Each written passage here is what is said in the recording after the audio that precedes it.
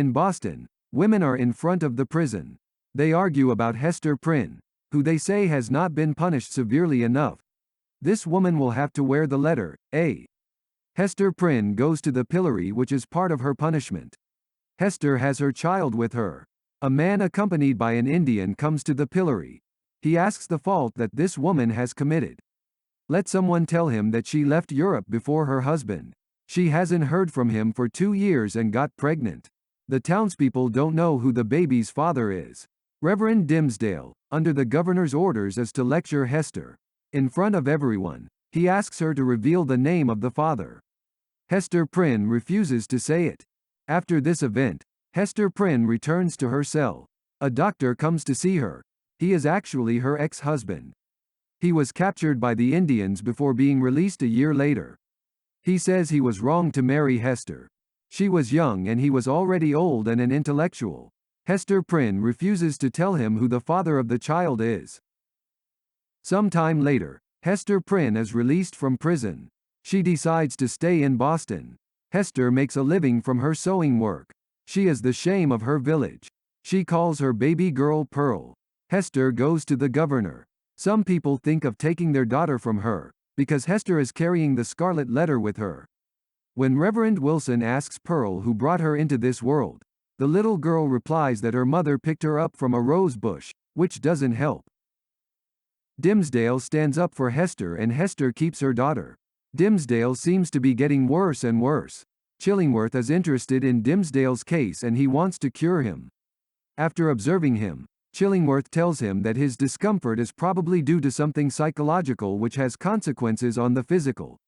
One day after falling asleep, Chillingworth discovers Dimsdale's chest and realizes that there is a letter engraved on the skin.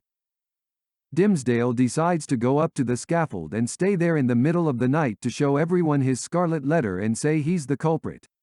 In the early morning, he meets Hester Prynne and Pearl.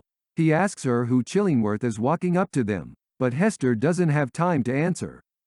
7 years after the pillory episode, Hester meets Chillingworth. She accuses him of digging too deep into the soul of her former lover. Chillingworth tells her that Hester paid for her fault, but Dimsdale must also pay. Chillingworth also reveals that he's keeping Dimsdale physically alive with his remedies, but that's only to cause him psychological pain. One day, Hester is walking in the forest with her daughter. She meets Dimsdale there. Hester confesses to him that Chillingworth is her husband. Dimsdale tells Hester that Chillingworth is causing him revulsion and that he is psychologically torturing him. Hester decides that the two of them are going to leave this village. She wants to return to Europe and lead a new life there. As a sign of destroying their past, she tears off her Scarlet letter. She wants to introduce Pearl to her former lover. Hester calls his daughter, but seeing Dimsdale, Pearl stops. Hester calls her daughter, but seeing Dimsdale, Pearl stops. Dimsdale says the creek is a border. Hester must make a choice between himself and her daughter. She cannot have both. Hester thinks her daughter is frozen because she can't stand the change. She picks up her letter and puts it back, at least for a while. Chillingworth sees a change that has taken place in Dimsdale. At the Election Day sermon, which is also Departure Day, Hester learns that Chillingworth wants to get on the same boat as them. That day, in front of everyone, Dimsdale climbs the scaffold. He decides to bring Hester and her daughter upstairs. He says Hester was his mistress and he shows his letter A which he engraved on her chest. Due to the emotion, Dimsdale falls to the ground. After his death, different ideas are expressed about Dimsdale's last intervention. Few believe that Dimsdale was actually Hester's lover. Chillingworth, meanwhile, wasted away, having nothing left to fuel his revenge. Pearl inherits from Chillingworth. Hester and Pearl go to Europe. Hester returns alone to live in her house with her Scarlet letter. Her daughter is said to be married, but Hester remains in Boston to atone for her sin. On the one hand, we have 3 characters. On the other hand, we have a society that is intolerant. Among the 3 characters, there are Hester, who is a strong woman. She is the one who assumes. Dimsdale, who is a weak man. Chillingworth is the personification of revenge. One wonders why Chillingworth cares so much about his wife, because he seems to dislike or love her anymore. All three are outside of all Puritans. These three characters think otherwise. Chillingworth wants Hester not to be the only one to bear the fault committed together. Hester is to blame. Dimmesdale is between the two. A part of him pushes him to tell the truth and the other to be silent. Hester stays the same from start to finish. You might think that if Hester hadn't had children, she might have moved on to the other side, the side of those who judge. But it's not so sure. Indeed, Hester remains constant throughout the novel, and she exhibits a solidity of mind that seems innate and sets her apart from others. The rest of the population, on the contrary, changes its attitude according to the attitudes that society condemns and reveals. This novel is not about adultery. Besides, Dimmesdale does not directly say that he is Pearl's father. We focus on the aftermath, on the shame that comes with it, on the rejection of the townspeople, on their judgments, on the loneliness that comes with shame. Only Hester can bear shame. You can see that people are not kind to Hester. Whether on the scaffold, at the governor's house, or in the streets. People spend their time judging, but aren't they themselves guilty of something? Hester Prynne has challenged their beliefs, their morals on which society relies. In this novel, morality is attacked here more on appearances than on bad deeds. Who did Hester hurt? Not to the people, not to herself or her child. No doubt, it's because everyone's fault is shown that Hester manages to deal with it. She feels like she's paying it, but what if her fault hadn't been shown? Would Hester be consumed with remorse? Apart from the main characters, the rest of the population seems to be Puritans. That is, people who are endowed with great moral value. But do they have this moral value since they judge, do not understand and do not put themselves in other people's shoes? In this novel, the moral is not to have children out of wedlock.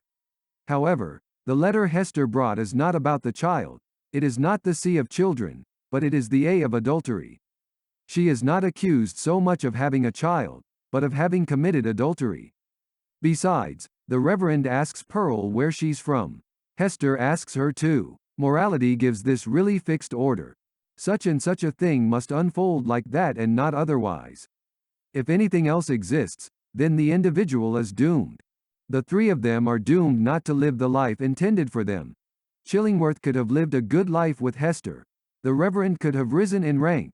Hester could have lived the life of a woman of the time. Locals forget that Hester is a woman. She's just the letter A also. The A can stand for anything and everything.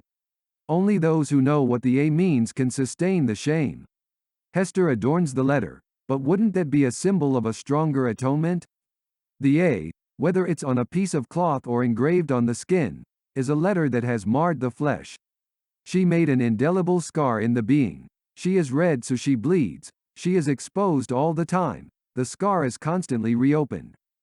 But at the same time, the letter A symbolizes something positive. The letter Hester is wearing is red. Red symbolizes shame, but it is also the color that separates from others, which puts one above others. The idea of the letter is to carry a stigma. As if the so-called culprits weren't ashamed enough, they need to be branded to differentiate them from the rest. Before, these individuals were in the group. Now they are outside. People reject them. Because of this stigma, we realize that these people are not like the others, although this may not be true. Stigma also allows those who are not in the group to know that these people are not like the others. On the one hand, there are those who bear their faults, Hester. She is the only one telling the truth and supporting it. On the other hand, we have the others who live a lie or who keep the truth inside themselves, Dimmesdale. We find that bringing the truth out of ourselves does more good than harm. When we keep the truth in ourselves, it destroys us little by little. Dimmesdale dies of his secret.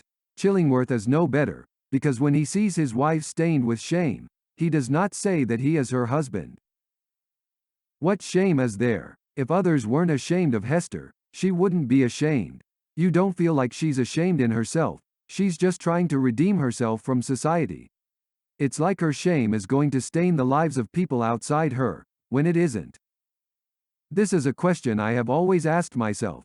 Should each individual be concerned only with the government of their own existence? It is already very difficult to build your own life. There are people who, in addition to controlling their lives, often badly, also want to control the lives of others. It almost seems like other people's mistakes make them dirty. One wonders why pearl is called that. Pearl is more like part of a necklace, an ornament. It hardly makes one think of a shame. Looks like all this accumulated shame seems to have placed Hester Prynne way above the rest. Still, she has sacrificed most of her life to ruin her existence because of the opinions of the people of Boston.